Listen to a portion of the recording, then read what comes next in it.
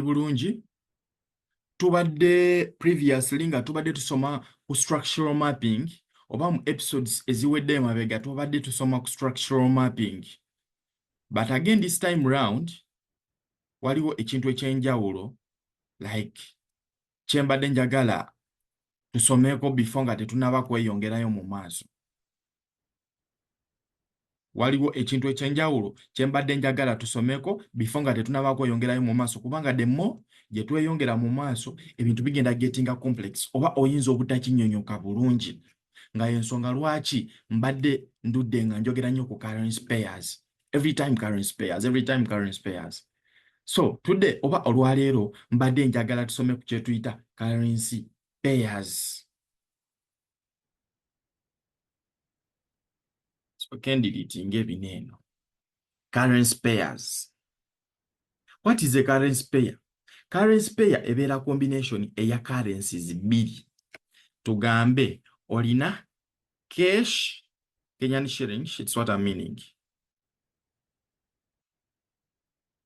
Cash. Waneeno n'obeera ne Ugandan shilling, UGX. W'ozigatta awamu oba w'ozikombayininga awamu, n'ozigatta awamu bw'oti. Eyegenda kubeera currency pair. Cash UGX oba Ugandan shilling against the Kenyan shilling against the Ugandan shilling. Oba ontegedde currency pair kikyetegeeza? Yeyo currency pair, but bineeno tubijjawo tetuligenda tradinga nga zineno currencies z'amawanga manaku, tutradinga currencies ez'amawanga amagagga. Onansonyiwa okwogera bwentyo, but zineno currencies zaffe oba sente z'amawanga gaffe ezisinga zirina level like value mutono nnyo. That's why tutradinga mu dollar na mu euros oba mu pounds. Tutradinga mu dollar, mu euros oba mu pounds. So they are what we call major currency pairs. Major currency pairs.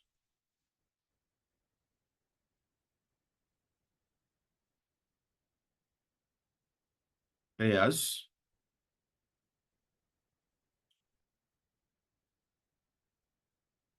is equal level of value. They are what we call major currency pairs and minor currency pairs.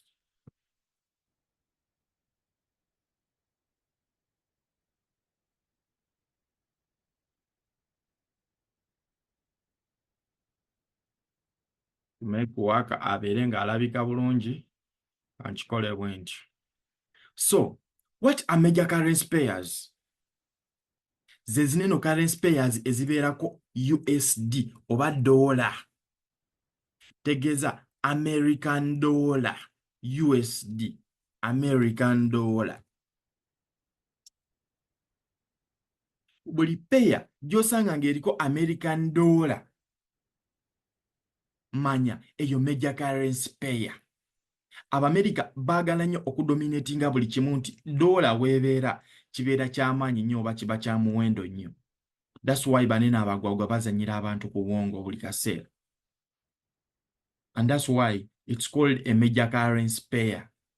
So kati what are minor currency pairs? Ze zineeno pairs, these are pairs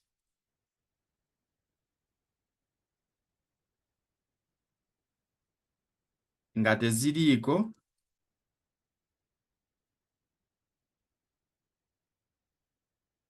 dollar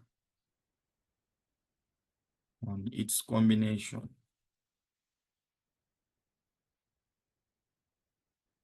Ze zineno pairs zo nga tezirina American dollar ku combination yazo oba ku formation yazo.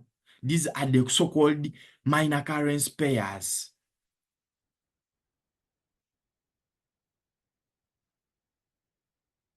Oba munfuna bulungi nnyo. Major currency pairs nkiddamu. Ze zineno currency pairs zo nga ziriko USD oba dollar. Kati ngeno gy'olaba waneeno eno major currency pair Euro USD.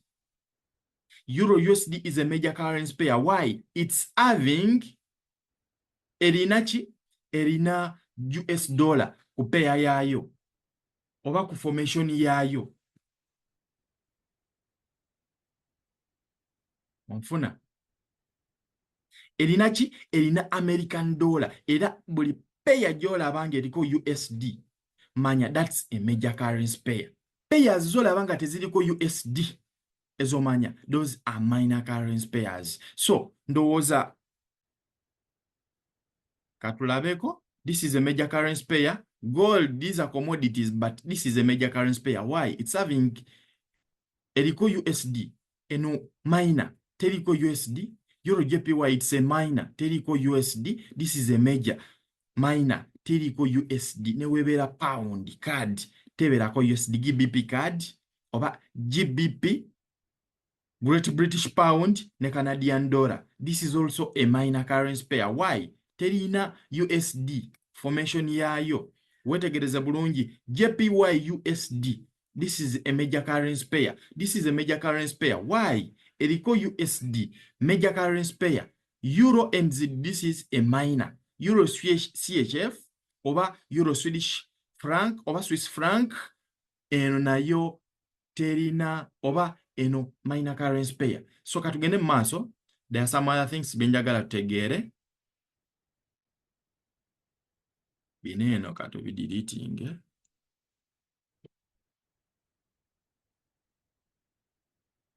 Katono mpola mpola. So ndowooza mukitegedde oba mwekitegereza bulungi, but in that process oba mweyo scenario yennyini waliwo mweyo pair, ndowooza ogiraba nakugambye waneeno mu kusooka ebeera combination. Kati kubeereko eno currency esooka ne currency ey'okubiri. Tukyetegereze bulungi.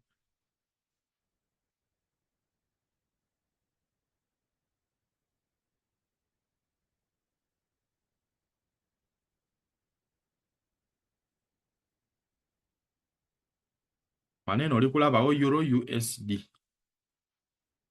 Currency eno esooka tugiyita base currency. Currency esooka tugiyita base currency. Ku buli currency pair yonna gy'olaba ku kyatisizo, currency esooka ebeera base currency. Ate currency ey'okubiri n'ebeera quote currency. Lwaki? Base kiringako okugamba nti this is the foundation eya currency pair, which means we add to make euro ne dollar. Eno tugigatirako kweno base, eno dollar ne tugigatako okuforminga pair. Currency zizonna zisobola okubeera base ne quote, naye currency etasobola kufuuka quote ye euro for some other reasons oba agreements ze bagenda mu maaso n'abasajja Abamerika ze baakola. Euro yetasobola kufuuka quote currency. Euro always ebeera base. Njagala weetegereze mu nsonda yange wano bulungi.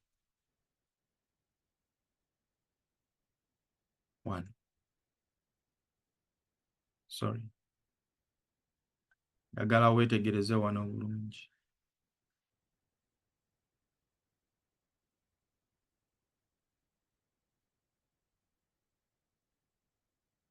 Oli kulaba mu nsonda w'ensonze.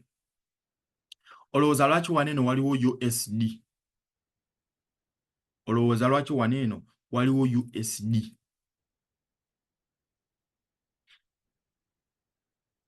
Kankunnyonnyole bulungi. Base currency is always equals to 1. Base currency always ebeera equals to 1.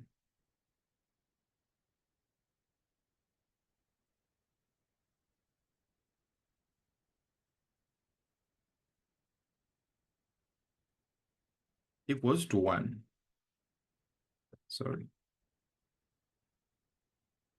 Ate what currency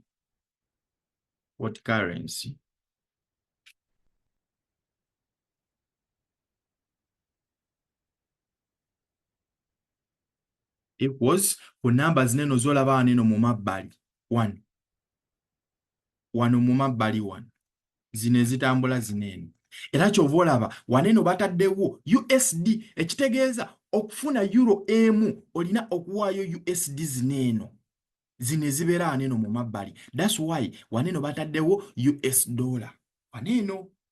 oli kunfuna, which means to get one base currency, 1 euro, you have to pay these what currencies zino wane. Dola emu ne cents 145. Dola emu ne cents 145 okufuna euro emu ku katale akaliwo kati. Tugenda mu maaso nga tusoma okusinziira ku price levels zineeno. Tugenda mu maaso nga tubinyonyoka. But kansubire mu kitegedde. Okufuna base currency emu olina okuwaayo quartz oba dola zino waneeno. Oba muntegedde bulungi?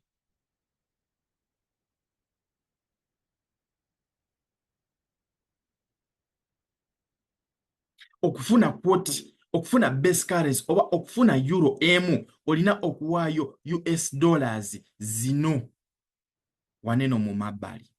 Era kyova olaba waneeno waliwo ka icon USD. Why? Balaga nti zineeno sente za dola against this euro. N'olw'ensonga eyo